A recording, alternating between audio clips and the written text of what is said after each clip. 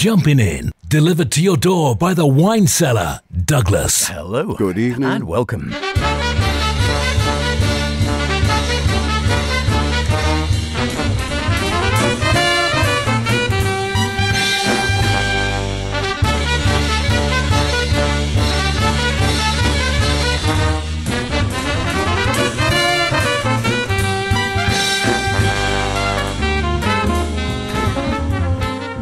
And here we are once again. Can you believe it? It's October already. A Saturday night. It's October. Before you know it, Christmas will be here. No, I'm not going to say anymore. That's it. I'm not going to mention the C word again. It is, happily, not quite there yet, but it is Jumpin' In, brought to you by our friends at the Wine Cellar, the best in modern and contemporary jazz. With myself, H. And me, Chris. Yes, hello and welcome along to this week's show. Hurricane Ian has made his presence felt across the UK and the island. However, all is peace and tranquility here on Jumpin' In. For the next hour, we'll not only bring you the best in modern and contemporary jazz, but as we reclaim our home on Saturday nights, we're bringing another one of our interview specials. With the London Jazz Festival on the horizon, we're still working our way through interviews from last year's festival, believe it or not. And tonight, we have the fantastic composer, bandleader and flautist extraordinaire, Gareth Lockrane. So, H, what's been getting you festival ready this week and what's blown you out of the water? Yes. Well, I'll tell you what did blow me out of the water in a very soft way earlier. The back end of last year was Floating Points, Pharaoh Sanders and London Symphony Orchestra. And we've just lost him. Pharaoh's just gone, sadly. At great age, fantastic player. Going to play a bit more of that, I think. It's one of those lovely hypnotic ones I can play at any time of the day. We'll be doing a bit of Gareth. There'll be no messing with his September on the big band. And might squeeze in a bit of vintage John Scofield. Fantastic. And for me, well, we start at the very beginning. We note the reptilian elevation. We listen to cuneiforms twice simultaneously. And to start, well, we just do it.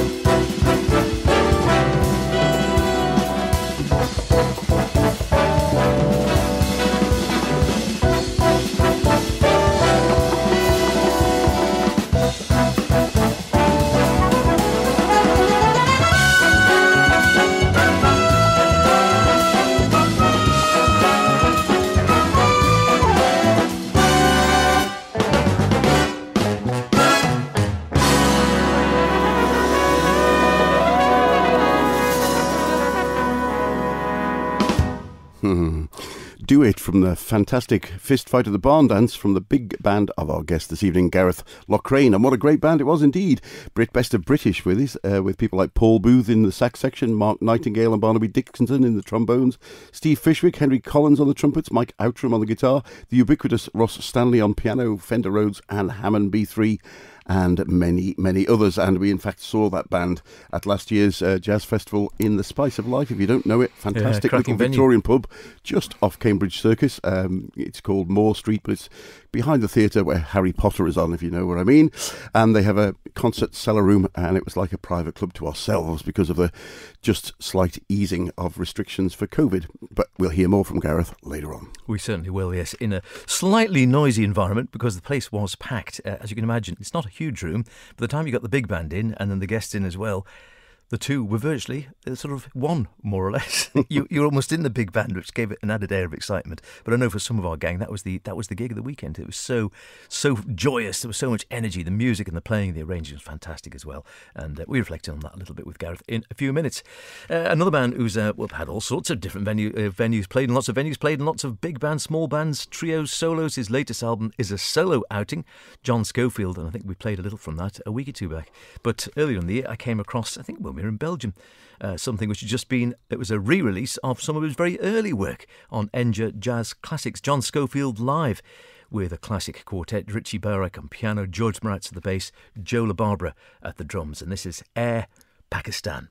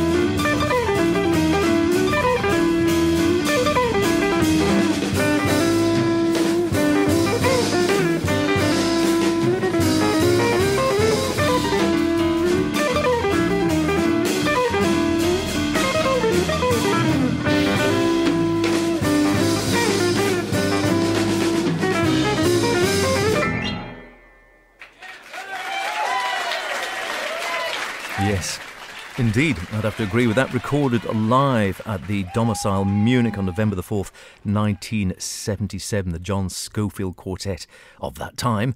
Live, Richie Bearrack at piano, George Marass bass, Joe LaBarbera giving it some on the drums there. John, of course, on guitar. As a young man as he was then, still going strong, like I said, just released a solo album, quite more reflective on ECM, as it might reflect his years. He's not as young as he was, as you can imagine, as he was 28 in 1977.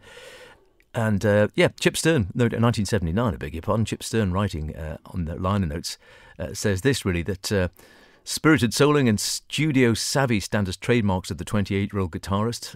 A few short years has already garnered an impressive catalogue of gigs and LPs, playing with the likes of Billy Cobham, George Duke, Charlie Mingus, of course he did, Jerry Mulligan, Chet Baker, and a host of others, and recorded a solo album as he had already at that time. Here in John Scofield Live, we see him in a modern jazz setting with a great lineup, and he has single lines possessing the horn-like fluidity and sweetness abounds, while his chord voicings articulate a natural, unstilted approach to the electric guitar. John has come of age in the world of electric jazz, says Chip in 1979, and here we are in 2022.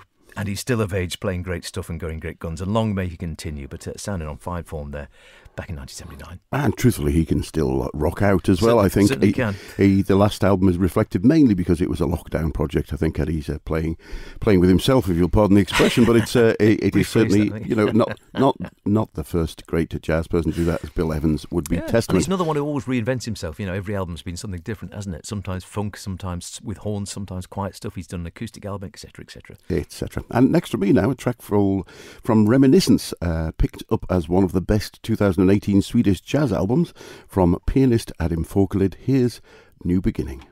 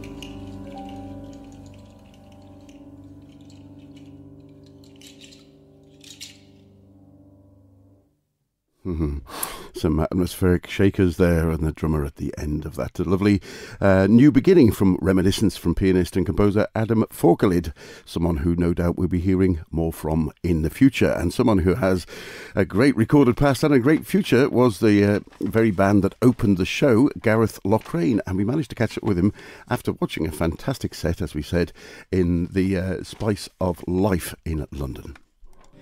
New big band album, is there any kind of rumour? Fist Fight at the Barn Bands is what, 5-6 years ago now? Well, I think we recorded that in 2016, I think. Yeah. Was that right? Yeah, but there's a bunch of new tunes. I'm working on these gigs. I'm working new tunes in. It's a combination of new tunes getting scored up, and then also reworking old tunes that we rarely play. So trying to get a new album's worth of tunes together. And I've got plenty of tunes. It's just getting the things played in on gigs and getting them comfortable, and the whole scoring process of working on my own things and with the new tunes. Sure. What's the practical difficulties actually keeping a big band together these days? It's been tough enough as it is over the last year or two. Yeah, I mean mostly for me, it's just try and get some gigs in the book, and you rehearse on the gigs. That's really the reality for me. You get the guys together, you get that crucial hour before a gig, and then you can rehearse like we've just done it. We rehearsed like about 15 little excerpts of tunes, and then it's ready. You get that's all it takes really. And then just trying to keep the band working with different venues being on side, and the Spice of Life has always been one of our biggest supporters. And one of our first ever gig was here in 2008. This exact jazz festival date, kind of 2008. So the band's played here every year, and we regularly play at other clubs in London like Pizza Dean Street and a little bit at Ronnie's a few times. And the 606 has been a big support as well as festivals around the country. And I think we were actually here the last time the festival played, and talking about that crucial hour before a gig, you don't expect to get gate crashed by a couple of guys asking for an interview when you want your lunch, but it's very, very kind of you to take the time out. How has the lockdown experience given for you? Has it given you actually time to write again? I was writing a lot of tunes. Mostly I had to keep working really, so I was teaching the whole time, doing loads of Zoom teaching from our music college stuff. But really doing a lot of practice and a lot of more writing tunes than actually scoring stuff for me. I was trying to finish off kind of all my endless kind of folder of hooks and bits of tunes and vamps and bass lines, and I always put them together and mash things up and try and it's a patchwork process, for me. So I wrote loads of new tunes, and I had a few lockdown gigs with my smaller groups, with my band with Alex Garnett and Quintet, and so I worked new tunes in through that, and in an easier loose blowing context, which is normally the way it goes. Try in a small group, and then you get a feel for it in a small group, and then score it for the big. I was going to say, is that the way the compositional process works? You're thinking small and then scale it up. For me, it is. Yeah, mostly. Yeah, you get. By the way, musicians interpret a new tune. You know straight away how to. What's going to work for a bit larger size group? The smaller bits are smaller, the bigger bits are bigger, and how a drummer responds to a kind of looping a certain section or a certain kind of ending, or you get new ideas for the bigger picture straight away, more than if you would have sat at home on the computer just trying to figure out the arrangement. And a big part of it for me is just walking around away from the piano, away from the computer, imagining it in real time, imagining my friends playing it. All my friends have got these amazing sounds and great musicians. Imagine how they're going to interpret it as well. The trombones are going to dig this, and Barry Clements is a great bass trombone player. How he loves playing all these crazy bass trombone parts, and how the sax players are going to interpret, and the great trumpet section with Tom Walsh and Andy Greenwood and Steve Fishwick and James Copus on this gig. So it's a real nice mix of players. It's really like all the great bands. You can emulate that thing of writing for the players and how they're going to interpret it. Like Ellington, Thad Jones, Basie, all the great lineups up to the contemporary lineups with Maria Schneider's big bands had pretty much the same lineup for a long time, with a few changes. It's been mostly the same basic lineup for a long time. It's one thing we found during the last year. We got the opportunity to speak to Maria, which was a great coup for the show. But we always like to kick off the show with a big band, and I'd found, looking around, quite a lot of new female-led bands coming out with arrangers and composers in them, which are doing really well. There's a wonderful one out of Australia called Vincent Perica. I don't know if you've come past her. She's Vanessa Perica, fantastic band. Right. But you spoke of the large and small ensembles, without offending any band members, as they overlap in any case. But which for you do you enjoy the most? Is there more of a headache getting all the parts together for the big band, or which do you actually enjoy, do you think, going out to do? Well, both, for different reasons. I try and bring the same loose approach you would bring to a small group. I try and bring that same thing to this, exactly the same. I want when it's a quintet or a quartet, I want it to feel like a quartet. Even within a big band. And that's really what I took away from seeing the Vanguard Jazz Orchestra play so many times in New York. The Thad Jones band became the Vanguard band. Yeah. And seeing that when you see Dick Oates or Rich Perry or Jimmy McNeely playing a trio or quartet, you forget the horns are there. They're the audience. They're just enjoying it. Yeah. And when they finally come in and play, you feel the weight of the arrangements. So I've always tried to emulate that approach, which kind of comes from Basie and Ellington as well. When you really get the soloist sound, you know, and everyone in the band can solo their asses off, you know. So I want to embrace that, give everyone some room to do what they do.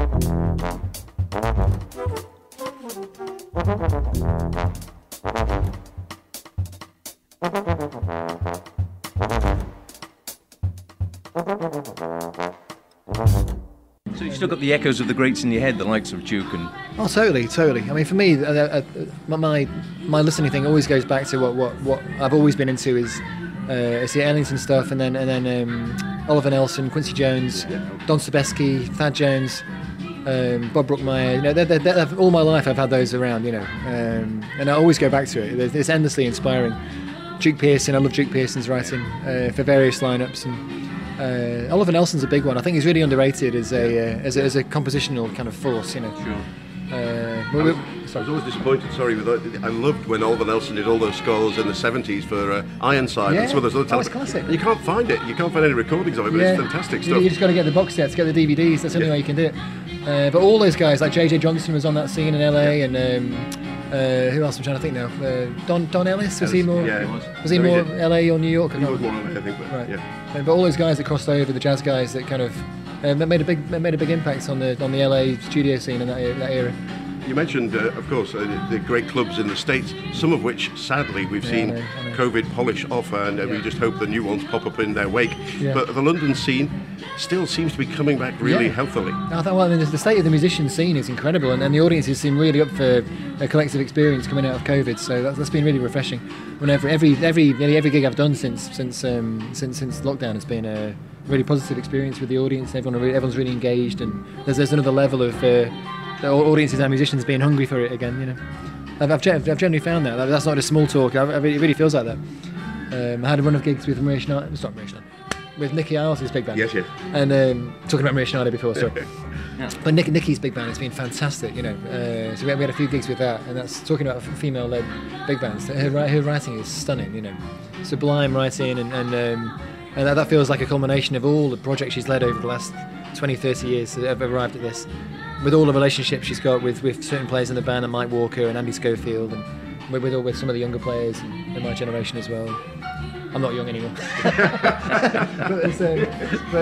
So you're sounding relatively, albeit we've had a tough old 2 years, Yeah. you're sounding fairly upbeat for the future. It's been okay. I mean, things have carried on, and the people are still making albums, and people are recording, and I think everyone's been doing behind the scenes recording a lot. You know, definitely. everyone overnight had to get their online teaching and online recording shops sorted out. You know, everything you've been getting around to for a few years, we had to just do it. You know. Zoom suddenly came. Zoom, yeah. I mean, for a while, Zoom was like we were getting through it together. Everyone was upbeat about that, but the novelty wore off after about 6 months. But we did it. You know, I was doing all my. I run a Saturday jazz school for these jazz prodigy kids at the Royal Academy of Music on a Saturday, my junior academy jazz program, and so we were doing group sessions on Zoom for a good few months. How did that work for synchronising things? I know Patchwork put out a big band album, didn't they? Oh yeah, recording-wise, you can track things up recordings. But to actually have live. a session together, so you can't play together, but at least you can hang out together and you can talk about stuff. You can check out scores, PDFs, individually play around the sort of virtual room, so to speak. And we made the most out of it, and it was actually in the end it was quite a positive experience, you know. But in the middle of it, your ears are hurting from all the terrible sound. Our Wi-Fi cuts out, and you know someone's internet always messes up. But it's more of a social. It's just in that period, this time last year or in the initial lockdown, it was just to see each other and have some kind of contact, you know. So a Zoom call was all you had back then, you know. Listen, it's been a great chance to talk to you today. We appreciate a gig coming up. You better get ready. Better let you crack on. So we really appreciate your time today. It's great to talk, and thanks a lot. Looking forward to it. We need to get ready too. We haven't got any beer yet, which is always essential for such functions. Yeah, Gareth, we'll sound better the more you drink. Yeah. An absolute pleasure. Thanks ever so much. Thanks, mate.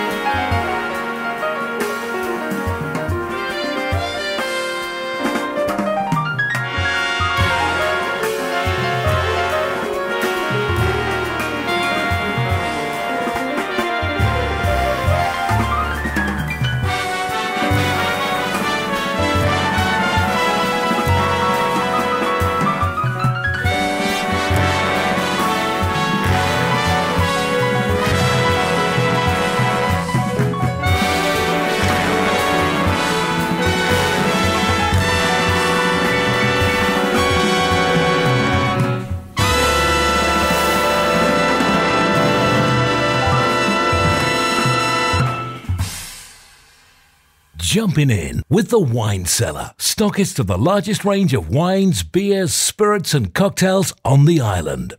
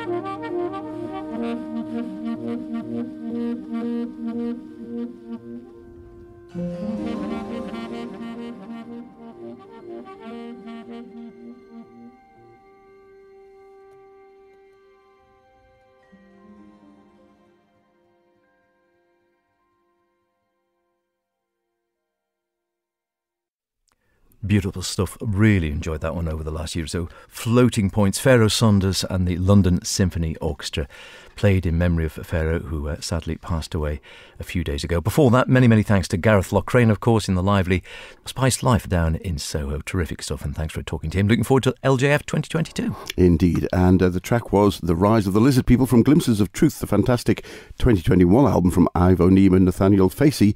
Surely one of the best of the year, with a great band featuring Noel Langley on trumpet, Trevor Myers on trombone, George Crowley and Jason Yard on saxes, Ingrid Jensen on trumpet, Gillett Hexelman guitar, Tom Farmer on bass, James Madron at the drums with John Scott, Jim Hart on percussion, and of course Ivo Neame piano, Nathaniel Facey saxes, and our guest Gareth Lockrane on flute. Hopefully we'll get a big band album straight from him. Yeah, and in between those two interviews, a septet with Surf's Up. And that's about it for this week's show. We've just got time to fit in a track from New Zealand's Brett Adams from his track Black Clouds in Stereo. Here's the title track, and thanks to Rattle for sending us this. See you next week, Saturday night, don't forget. That's it. Pour yourself a cold one from the wine cellar. Bye for now.